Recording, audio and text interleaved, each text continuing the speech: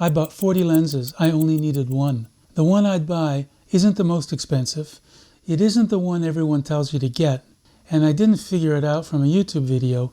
I figured it out by accident going through a box of old pictures. Here's what nobody told me when I started. A lens is not just a piece of glass. A lens is your position. A lens decides where you stand. Most people choose lenses by asking one question: how much can I fit in the frame? That's the wrong question. The better question is, where does this lens force me to stand? A 24mm and a 135mm can frame the same person, the same size, but the pictures will not be the same. One puts you in the room with them, one watches them from across the street. And that's not some technical decision, that is an emotional decision brought about by your point of view. And I've bought lenses for years without even thinking about it once. This is an Olympus 21mm 3.5. I think I bought it in Tokyo years ago when I was shooting stills on a film by Francois Roger called The Passenger. I told myself I'd shoot wide landscapes with it, people in big spaces. I never put it on a camera. This is a Samyang 14mm. I used it once when I took pictures of stars. And this is a Zenitar 16mm fisheye. I never used it. If your shot looks bad with a normal lens, the fisheye won't save it. It'll just look like a bad picture taken with a fisheye. Used carefully, ultra-wide lenses can be beautiful. Look at films like The Revenant, The Favorite, Terry Gilliam films. They use distortion as a language. But if you slap a 14mm on because the picture isn't working, the picture still won't work. You'll just have a bigger picture, a wider picture of something that's not working properly. This is a Canon 35mm 1.4. And this is my friend Mary Chu. She started and ran the surf brand called Roxy in its glory years. I shot this on this Canon 35mm, fairly wide open.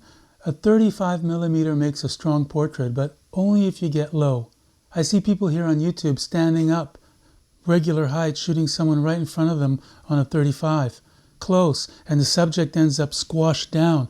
I see my students often making this mistake. The lens doesn't flatter from above. It flatters from below. A 35mm portrait tells you more than what somebody looks like. It tells you where they were, where they are. But a 35mm shows everything. Bad backgrounds, bad lines. This is a Helios. You've heard a lot about these, I bet. I bought it because everyone on the internet said vintage lenses have a character. They don't. Well, they do, but it's not the character you think.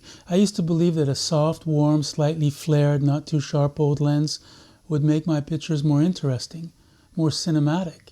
It doesn't. If your shot is bad with a modern lens, it'll be bad with a Helios. It'll just look like a bad shot taken with a funky looking lens. Dumb mistake. And I'm guilty of the whole thing. So I hope you can avoid that trap. Leica 90mm. Beautiful lens. Sharp. Super well built. I never use it. Almost never. Everyone tells you 85, 90, that's the perfect portrait lens. That's what flatters, that's what separates, that's what the pros use. But the pros and the portraits that I have admired the most in my life didn't usually use a 90mm. Penn and Avedon, those portraits were shot on medium format with an 80mm lens, around a 40 on a full frame. Not 90, 40. And that sat with me for a long time before I really did anything about it. So back to that box of old Polaroids. This is a Polaroid 110B. From the late 50s. The lens is a Rodenstock 127mm, which on this format works out to be about a 40mm equivalent.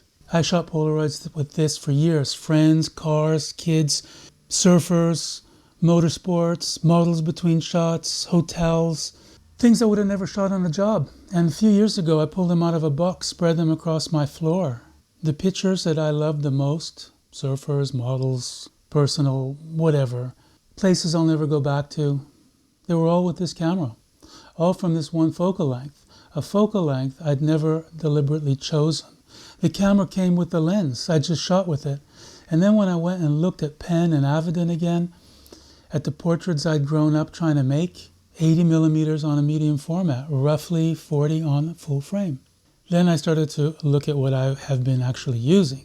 TTArtisan 40mm for my Sony, Laowa 17mm lens on my Blackmagic micro cinema camera, this 17mm on a Super 16 sensor, which I use for my own film. The camera filming this video right now has a Sigma 45mm contemporary on it.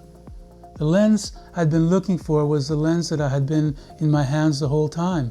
On every camera I actually use for me, for decades. I just hadn't been paying attention. I want to be honest about zooms. The artist in me wants to hate them. The working photographer in me knows better. This is a Canon EF S17-55, a terrible lens.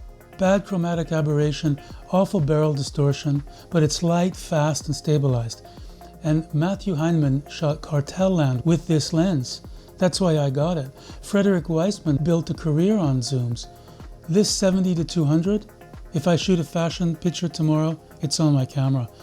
Because the client is standing behind me and nobody wants to hear, wait, I need to change lenses. It's flattering. This is Loic Shea 2, pro cyclist. I shot him with this 70-200. I was lying down on the street as he came towards me, zooming out as he got closer. Same rule as the 35, get low even on a long lens. This is a Sigma 70mm macro. That's for still life. I prefer it to the 105 macros that most people use.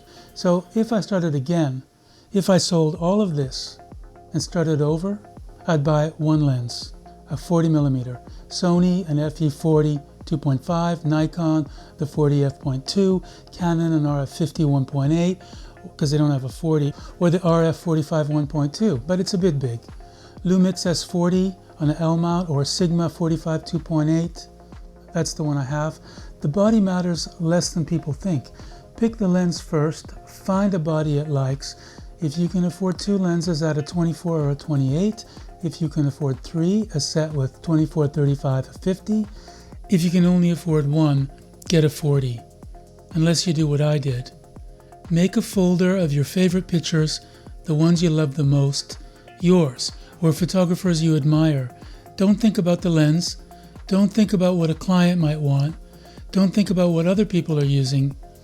Look at what you love. See if there's some pattern. If there is, then that's your lens. Mine turned out to be a 40. Yours might be a 35, it might be a 50, it might be something I haven't even talked about. But you'll know. It won't be the most spectacular lens you've ever owned. And that matters more than people think, because a spectacular lens becomes a trick.